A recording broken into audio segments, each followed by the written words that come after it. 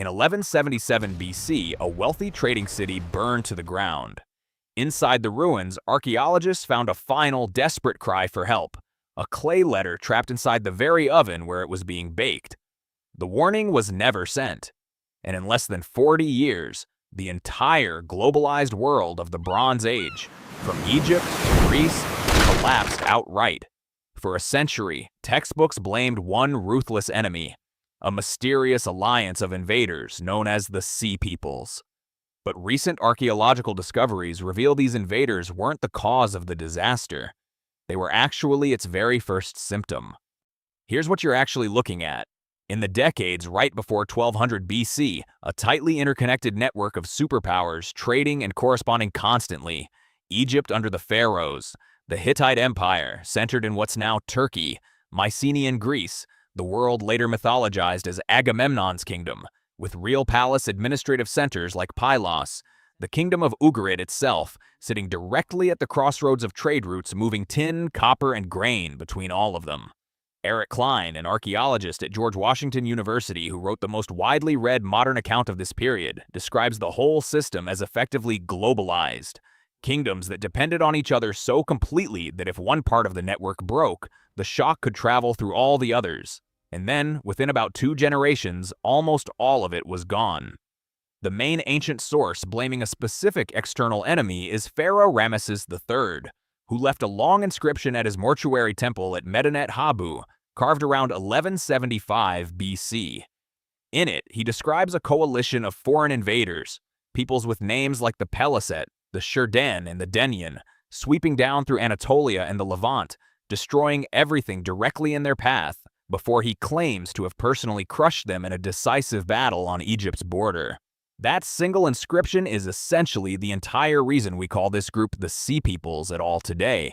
The term itself is modern, coined by 19th century Egyptologists reading and translating Rameses' account centuries after the fact. So here's where it gets genuinely strange. Nobody has ever located a homeland for the Sea Peoples. No capital city has been identified. No named king shows up in the record before the invasion supposedly began. No consistent pottery style or archaeological signature clearly traces back to one single point of origin. The Peliset are widely linked to the later Philistines, who eventually settled in Canaan, but where they actually came from before, that remains genuinely argued over, with competing theories pointing toward Anatolia, Cyprus, Sardinia, and even the Aegean world itself.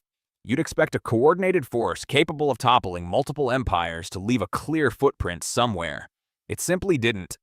That's the honest complication historians like Eric Cline and the Assyriologist Trevor Bryce keep circling back to in their work. Rameses III had an obvious political reason to describe one single, dramatic, defeatable enemy. No pharaoh carves the entire interconnected economic system I personally depended on quietly disintegrated over 2 generations onto his own temple wall. That's not a message a king wants standing in stone for eternity. He carves a battle instead, a named enemy he claims to have personally crushed. Bryce, who spent decades painstakingly reconstructing surviving Hittite palace records, has pointed out something the inscription conveniently leaves out. The Hittite Empire's own final years already show clear signs of internal breakdown. Failed harvests, increasingly desperate diplomatic letters begging allied kingdoms for emergency grain shipments. All of this appearing in the record well before any outside invaders show up at all. So what was actually happening? The current academic picture, and this is where the field is genuinely actively split, points towards several pressures landing at once instead of one clean invasion. Drought, possibly the worst the region had experienced in over a millennium. Climate scientists analyzing pollen cores and cave sediment layers from Cyprus and around the Dead Sea have found strong physical evidence for prolonged, severe dry conditions clustering right around this exact collapse window. On top of that, earthquakes, several major ones striking in tight succession during this same narrow period, a pattern the archaeologist Amos Nur named an earthquake storm. And layered on top of both of those, the trade network itself, the same one Cline describes as globalized, meaning that once Ugarit's port stopped functioning as a hub, Hittite grain shipments that depended entirely on that sea route stopped arriving too, which meant a hungrier population, which meant more displaced people migrating and raiding simply to survive, which meant more regional instability, which meant, in turn, Still more collapse feeding on itself. Here's the twist underneath the twist. The Sea Peoples may not have been the cause of the Bronze Age collapse at all. They may have actually been one of its earliest visible symptoms, refugees and displaced populations set in motion by drought and famine, eventually arriving at the doorstep of kingdoms that were already buckling from internal pressure long before any foreign ship reached their harbor. You're not looking at a single invading army marching under one king with one coordinated plan. You might be looking at a domino effect that later got mistaken for one. And the story doesn't stop being contested there. Very recent research pushes even further than that already revised picture. Jesse Millek, a Bronze Age archaeologist who has spent years systematically re-examining destruction layers at dozens of sites across the region, argues that even the standard, dramatic, multi-causal collapse narrative, droughts, earthquakes, and displaced sea peoples working together to bring everything down at once, may still be overstating how much actually happened, and how suddenly. His site-by-site reassessment suggests that at many locations, long assumed to show clear violent destruction around 1200 BC, the physical evidence for that destruction is thinner, messier, and far less conclusive than generations of scholarship simply assumed and repeated.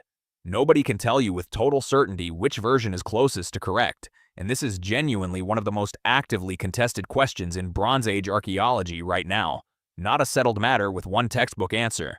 New excavations at sites like Tel Twani in Syria keep adding fresh evidence, and researchers keep openly revising the timeline in response. Some scholars still argue that organized military movement played a real significant role. Others think climate pressure and systems collapse explain almost everything on their own, with the invaders mostly just desperate people caught in the same unfolding disaster as everyone around them. And now a further camp, following Millek's work, questions whether the scale of destruction itself has simply been exaggerated by decades of scholars repeating the same dramatic framing without rechecking the underlying site evidence closely enough. There's no clean, agreed resolution here, and any version of this story that hands you one confident answer is quietly skipping past a debate that's still actively running in academic journals as of right now. Hat doesn't get argued about, regardless of which camp turns out to be closest to right, is what came after.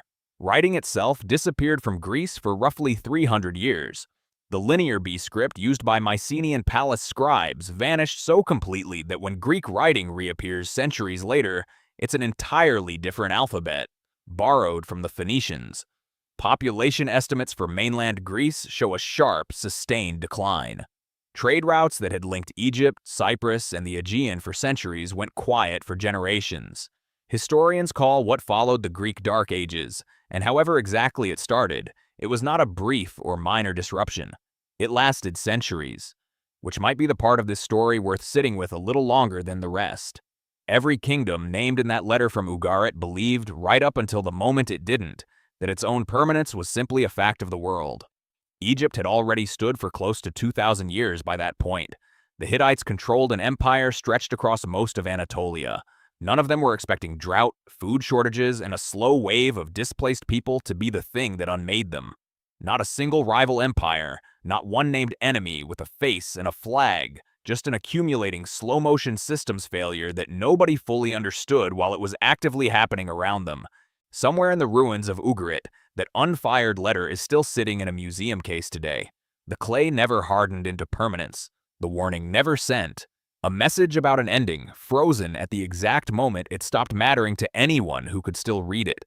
If stories like this, the ones where history almost lost the thread entirely, and where scholars are still actively arguing about exactly how much of it we even understand, are the kind of thing you're into, subscribe.